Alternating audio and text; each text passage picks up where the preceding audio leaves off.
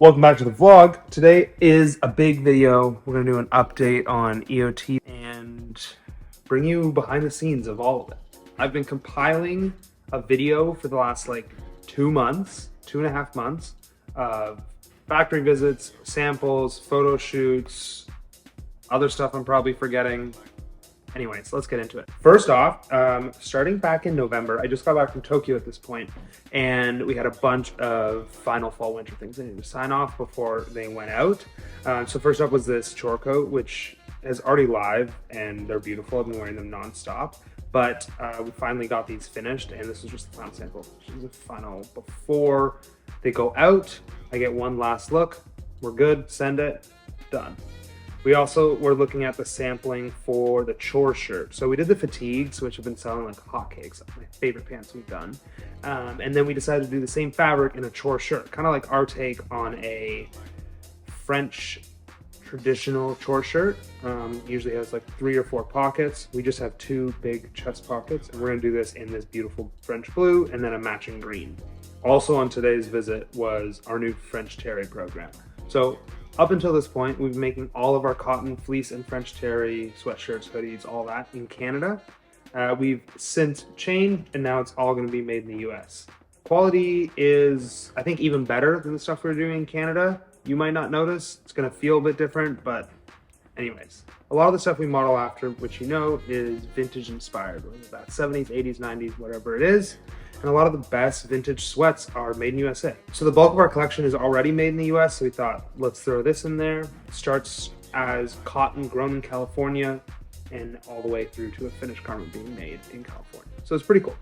Anyways, we've got a double snap hoodie and the crew neck, which I'm wearing, and a pair of wide leg unisex sweats. This is just sample colors, but just to get a final fit before we jump forward. And honestly, I'm so excited. It feels like softer, feels nicer. The French terry is beautiful. That's that. Okay, these are also already dropped because this was, again, like 2.5 months ago, but our rigid everything bag, which is our little rendition of a traditional, let me get this right, a traditional phone company bag. So the Bell bag from like the Bell telephone company, they used to make these bags which were super hard canvas and all riveted together in the corners for like a super sturdy look. So I had a vintage one of these that I've loved and wanted to remake. So we did it and they came out beautifully. We did like a classic natural, but we also did a beautiful purple and a cobalt blue. The purple I've been using nonstop as my like everyday travel bag. It's got a removable handle strap thing that goes over your shoulder, 2 handles carry on the side for that like up into the overhead bin type of lift. Beautiful. We also got to see the collegiate shirts sign-offs. These were done. I just had to approve, and then we sent it. Those are also online. The fatigues, the lighting looks really weird here, but this was when the fatigues were just back from the dye house and not on the site yet. Now, there's not even full sizes left. We're working on a restock, but it's still cool to see. They're putting in labels and everything.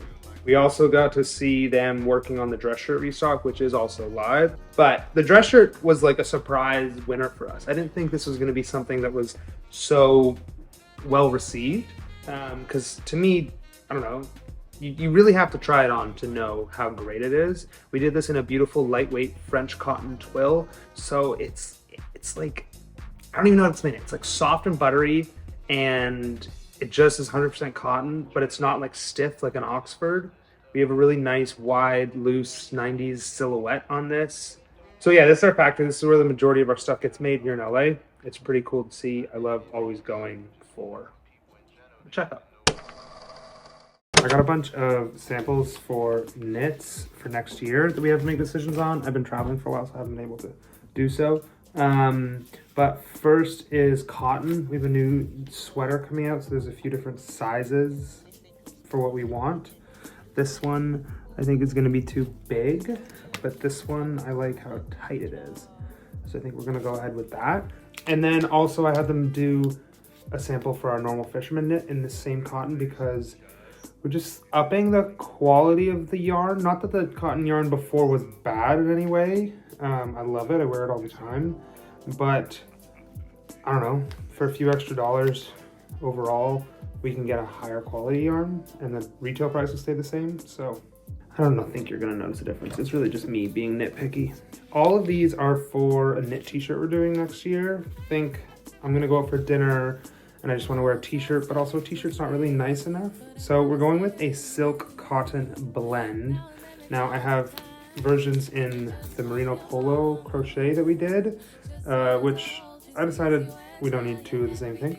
So we're just gonna do it like a classic knit. And I think the one we're gonna go with is this 70/30. Breathable like cotton, but like super sexy soft because of the silk, obviously. This is how knitwear starts. I have an idea and then we get factory to make us little swatch tests of the style of knit we want. So I wasn't sure if I wanted to do something crochet like our polo was, or if I wanted to do something more traditional like a t-shirt. So we had to do both. And then also I wasn't sure what composition of silk cotton or whatever. I knew I wanted a silk cotton blend, cotton for like be able to throw it in the washing machine, but also just like breathability and just like everyday wear. But silk to give a little something, you know, make it a little softer, a little more luxe. Fantasy is us tomorrow. Dream my love, dream with my body and my soul. Boys, that's a lie when I said that I would die for you. You're so deep within me. You were all around. That receiving you was down. You know just how to please me.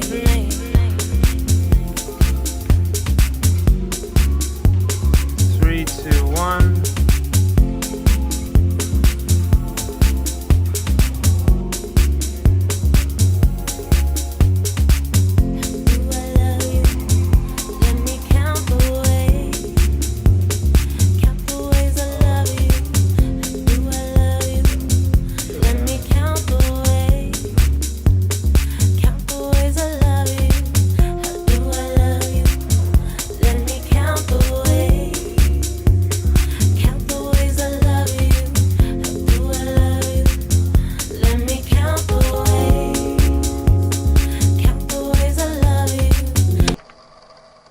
Welcome back.